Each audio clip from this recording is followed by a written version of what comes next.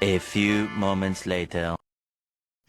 Halo teman-teman, perkenalkan nama saya Tresia, saya dari kelas 98. Di sini saya akan menjelaskan bab 4, yaitu Indonesia dari masa kemerdekaan hingga masa reformasi.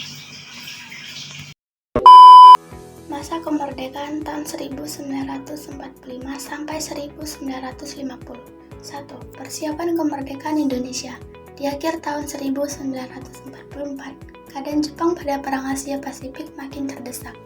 Perlahan-lahan satu persatu wilayah kekuasaannya jatuh ke pasukan sekutu.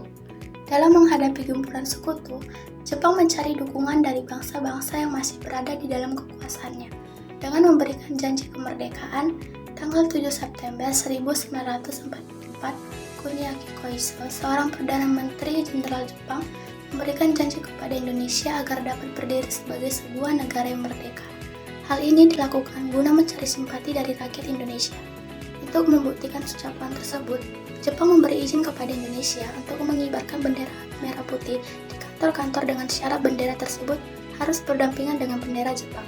Jepang juga melakukan beberapa hal agar Indonesia benar-benar mempercayai janji mereka. Proklamasi Kemerdekaan Indonesia. Jepang juga melakukan beberapa hal agar Indonesia benar-benar mempercayai janji mereka seperti 1.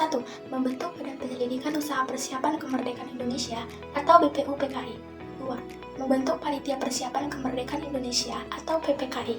2. Peristiwa Rengas Dengklok. Peristiwa ini diawali di mana Jepang telah menyerah tanpa syarat kepada pasukan sekutu tanggal 14 Agustus 1945. Peristiwa ini diketahui oleh para tokoh pemuda seperti Sultan Syahrir. Mereka mendesak Soekarno-Hatta untuk segera memproklamasikan kemerdekaan Indonesia tanpa perlu melewati anggota PPKI. Usulan Syahrir tidak disetujui oleh Soekarno-Hatta sebab kedua proklamator tersebut masih memegang teguh prosedur dari Jepang yang berjanji memberikan kemerdekaan Indonesia pada tanggal 24 Agustus 1945.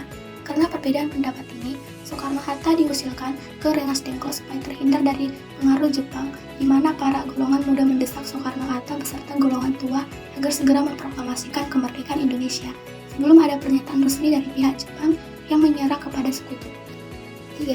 Perumusan teks proklamasi kemerdekaan Indonesia. Dini hari 16 Agustus 1945, Soekarno-Hatta beserta rombongan kembali ke Jakarta menuju rumah Laksamana Maeda untuk merumuskan teks proklamasi.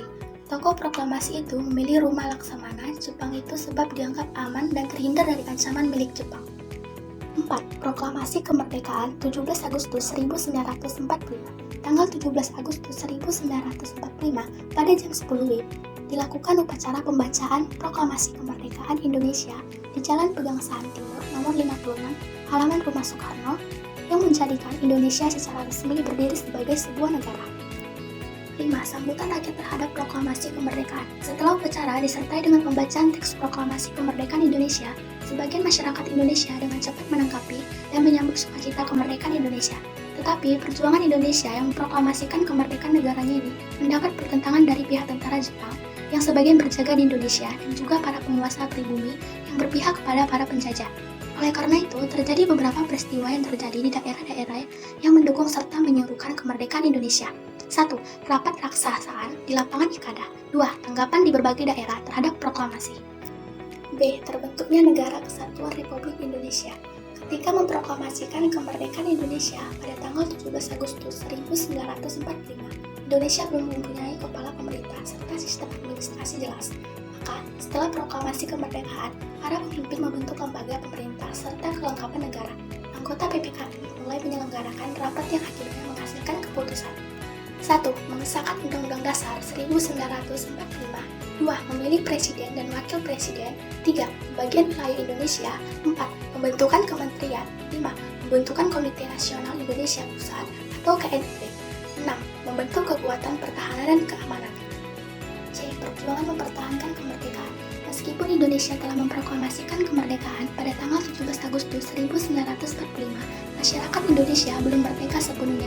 Bangsa Indonesia harus kembali menghadapi Belanda yang menolak secara tegas kemerdekaan Indonesia dan berusaha menguasai Indonesia kembali setelah kemenangan sekutu pada Perang Asia Pasifik.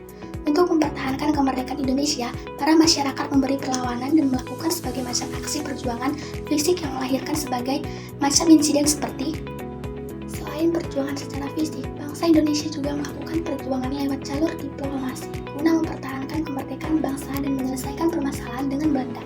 Upaya-upaya yang dilakukan Indonesia dalam bentuk diplomasi ialah sebagai berikut. 1. Perundingan Linggarjati tanggal 10 November 1946. 2. Perundingan FTB 19 Desember 1945. 3. Perundingan Royan-Royan 22 Desember 1944. 4. Konferensi Meja Bundar 23 Agustus sampai 2 November 1949. B. Perkembangan politik Indonesia masa kemerdekaan. Setelah konferensi Meja Bundar Belanda untuk negara Indonesia yang awalnya Kesatuan Republik Indonesia berubah menjadi Republik Indonesia Serikat yang berdiri tanggal 27 Desember 1949 pada bulan April 1950 untuk negara Indonesia kembali ke NKRI.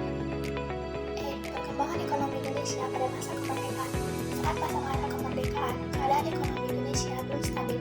Hal ini disebabkan berbagai masalah-masalah ekonomi yang terjadi saat itu seperti 1. Masalah inflasi yang cukup tinggi. 2. Blokade laut. Kehidupan masyarakat Indonesia pada masa kemerdekaan.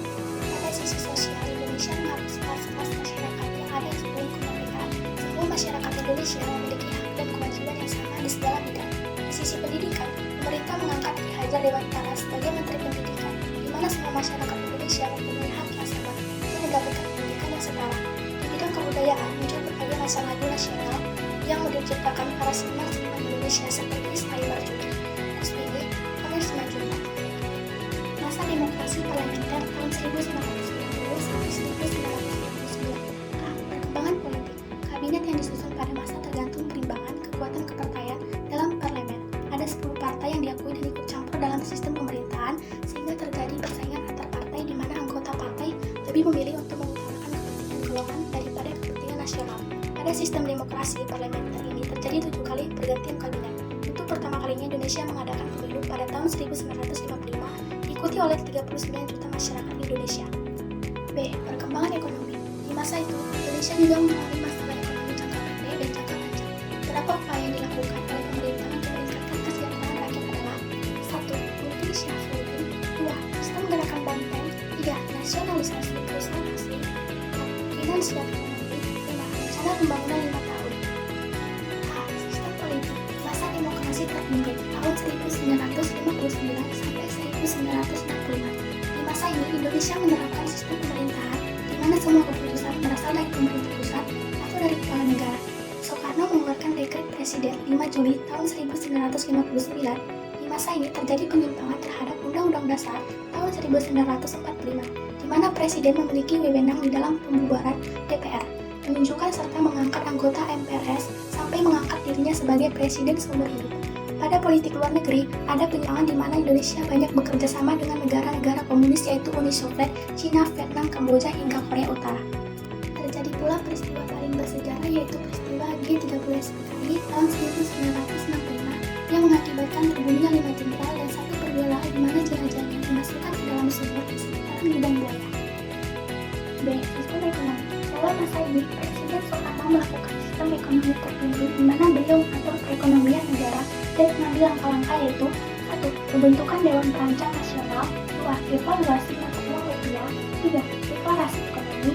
A. Sistem politik. Masa Orde Baru tahun 1966 sampai 1998. Pasca keberhasilan mengurangi pemberontakan PKI, tingkat kepercayaan masyarakat Indonesia kepada Soekarno menurun. Situasi ekonomi mulai memburuk hingga pada tanggal 12 Januari 1966, berbagai lapisan masyarakat mengajukan 3 tautan rakyat. Ini membuat Soekarno mundur dari posisinya sebagai Presiden Indonesia dan mengutus Soeharto sebagai penggantinya lewat Super Summer. Indonesia mulai melakukan stabilitas politik dengan langkah-langkah 1. Memulihkan politik luar negeri Indonesia yang bebas aktif. 2. Memulihkan hubungan dengan Malaysia.